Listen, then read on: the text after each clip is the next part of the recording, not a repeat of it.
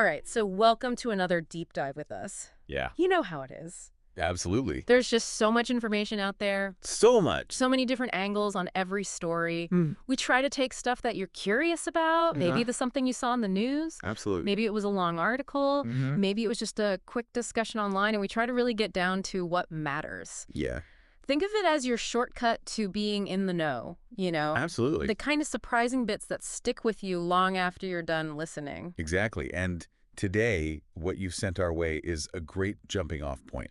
Yeah. A Spectator TV conversation with Douglas Murray. Mm. We're using that as our lens to explore something that seems to really grab people. Yeah. The world's conspiracy theories. That's right. And, you flagged this enduring fascination that people have with the JFK assassination. Right? It's been decades. It's amazing, isn't it? It never goes away. It's endlessly fascinating to people. So we're going to dig into that. Yeah. And then we're going to look at some interesting echoes of that in more recent discussions. Okay. Specifically around how we've all been talking about the origins of COVID-19 and all the different theories that have come up around that. Okay. So our source material here is a YouTube transcript where they're basically analyzing the release of the JFK files and that sort of broader landscape of conspiracy thinking. That's right. So our mission for you Okay. is to really understand, what makes these theories tick, why they hang around for so long, and how they connect all these different kinds of events without getting lost in a mountain of details. Absolutely. So let's dive into this first big topic here, Okay. the JFK assassination. Yeah. I mean, this is something that clearly continues to intrigue you, It does. given the material that you shared. Absolutely. The discussion that we're going to be talking about starts with this really interesting event, the release of 63,000 pages Wow. of CIA documents. Connected to the assassination, and that release happened after President Trump ordered it. So a lot of information to go through, I imagine. Yeah, and that's what's so interesting is how people reacted to this massive dump of information. Yeah. The source points out that for the most part, these files seem to confirm what the Dallas police already knew Okay. pretty soon after the event. Mm-hmm. But for some who are really invested in these more elaborate theories, it sounds like this was a bit of a letdown. Yeah, it's a really interesting sort of cognitive bias at play there, isn't it? Absolutely. I mean, your brain's already kind of invested in a particular explanation. So it actively reframes the lack of expected evidence. Right. Not as a flaw in the theory, Yeah. but as proof of the conspirators' cunning. Right. So it creates this virtually impenetrable, belief system. But self-fulfilling prophecy. Yeah, exactly. Yeah. The source really hits on this sort of self-reinforcing nature. Yeah. If the smoking gun isn't there, well, that just means they covered their tracks really well. It's like a built-in shield for the theory, isn't it? It is. Yeah, it is. And the discussion highlights a really specific example of this kind of thinking, something that was popping up online Yeah. even before these latest files were released. Wow. It was this idea connecting Mossad and Israel's nuclear program to the JFK assassination. Which raises an interesting question, doesn't it? Yeah. Where do these ideas come from, and why do they gain traction? Right. I mean, the source notes that the very day these thousands of documents were released, Right. before anyone could have possibly read through all of them, Yeah. you had people online immediately pushing these kinds of really sensational narratives. Absolutely. Linking Mossad and the CIA. It makes you wonder if it's less about, carefully analyzing the evidence and more about, grabbing attention with a dramatic story. Yeah, it's much more exciting, isn't it? Oh, absolutely. Yeah. Than the reality of sifting through all that paperwork. The reality is never as exciting as the fiction. Exactly. And when you look at the classic JFK theories themselves, Right. a couple of arguments always seem to come up. Yeah. One is this idea that Lee Harvey Oswald just couldn't have made those shots accurately from that distance at the Texas School Book Depository. Right.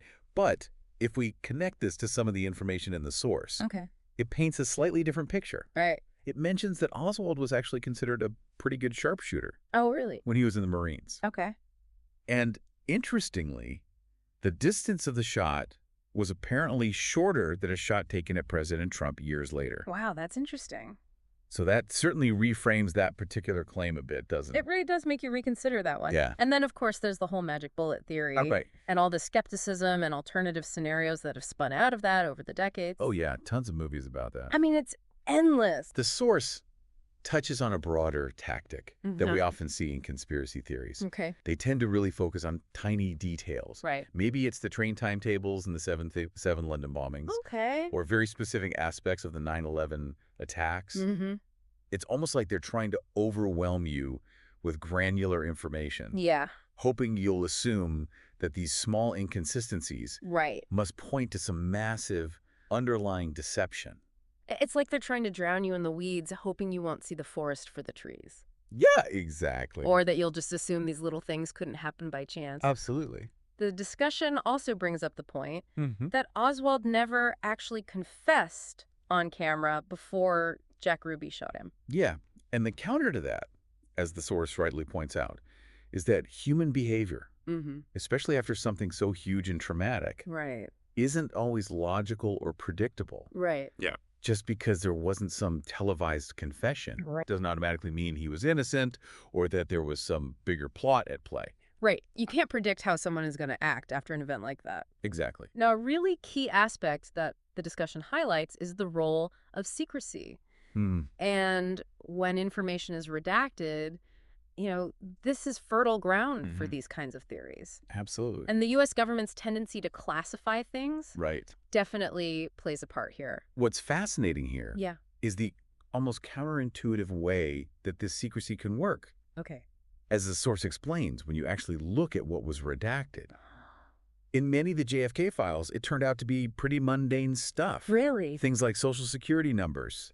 Or details about how the CIA was monitoring Oswald. Wow. So the very act of trying to protect these relatively ordinary details actually fueled the suspicions that they were probably trying to avoid. Exactly. People see those blacked out lines and their imaginations immediately jump to the most dramatic explanations. Of course, a massive cover-up. That's the most exciting thing for the brain to jump to, right? Exactly.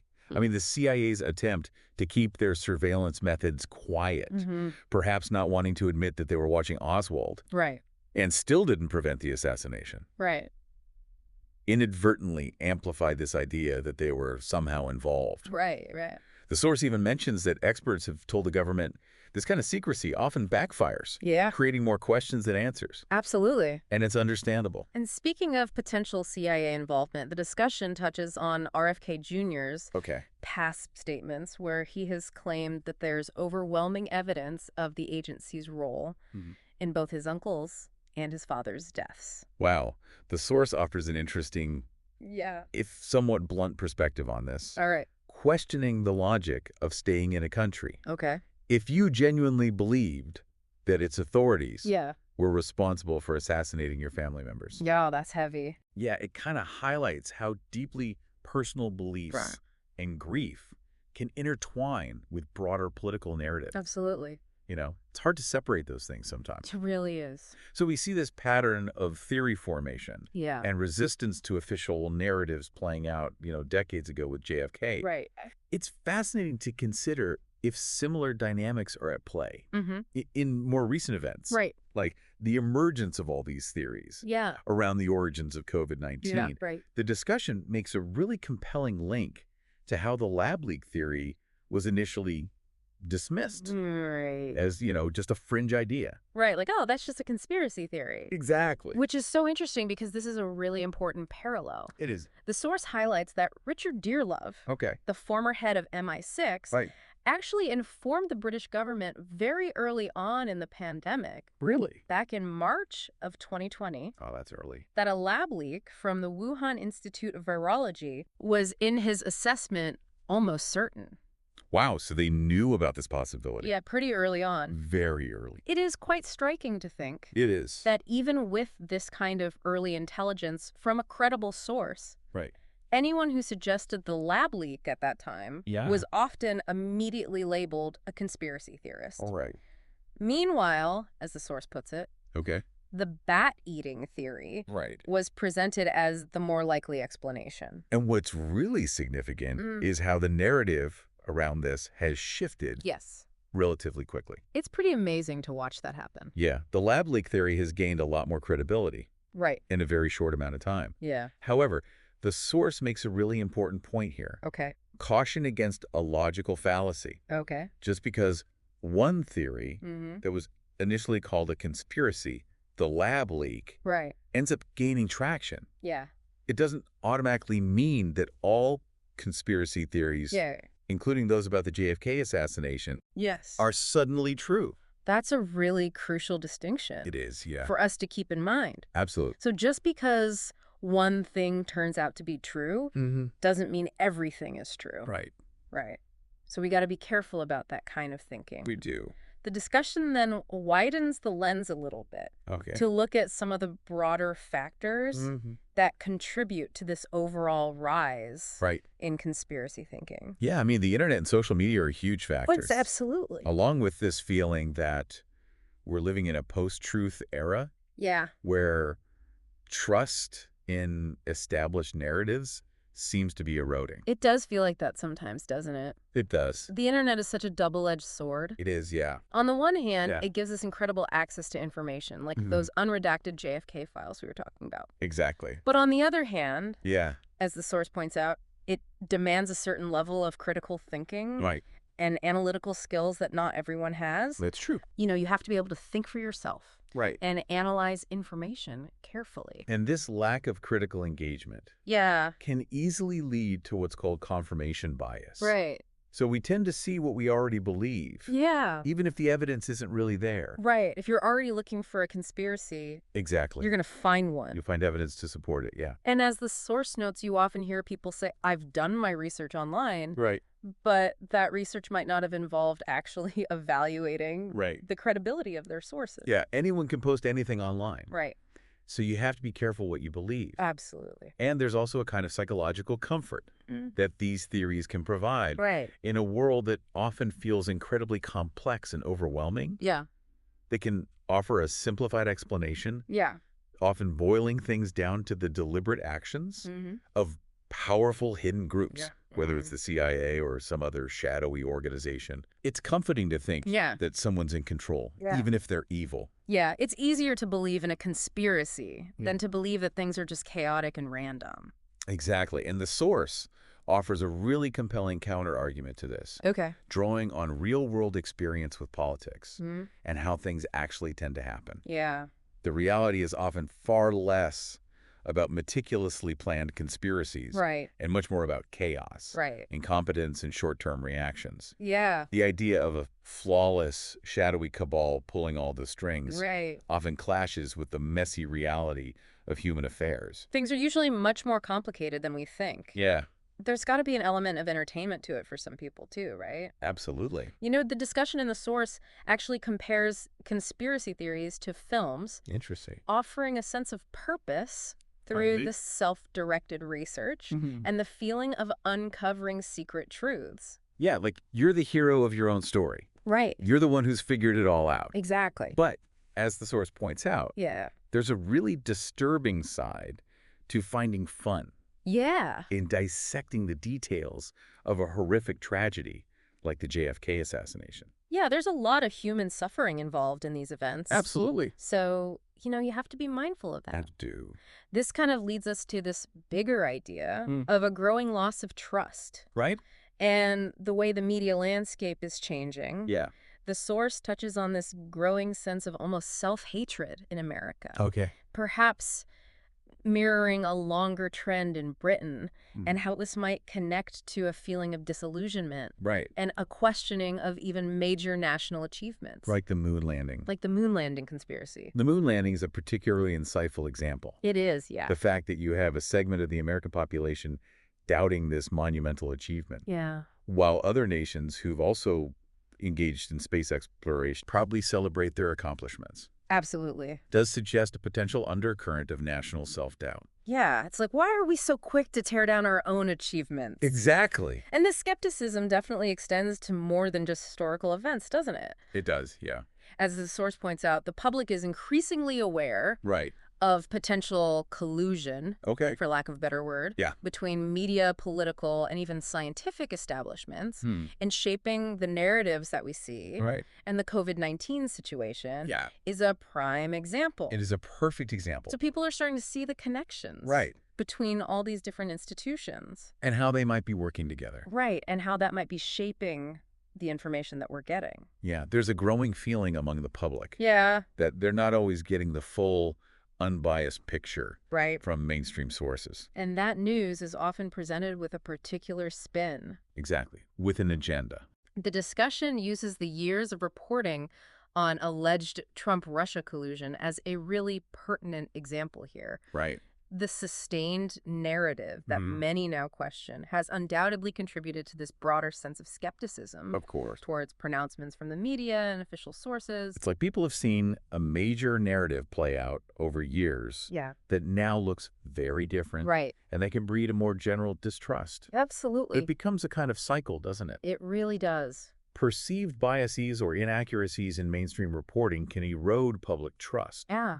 Which can then lead some people to seek out alternative explanations, right, including conspiracy theories. So when we pull all of this together, we really see how the pull of conspiracy theories endures. It does. It's fueled by this really deep-seated desire to understand complex events. Absolutely. A natural skepticism towards official stories, and the very way information is controlled and shared or not shared in our world. It's a fascinating topic, isn't it? It really is. And it's so important to remember, as our source emphasizes, that while sometimes things that are initially labeled as conspiracy theories can turn out to have more complex origins than we first thought, that doesn't automatically validate every single theory that comes along.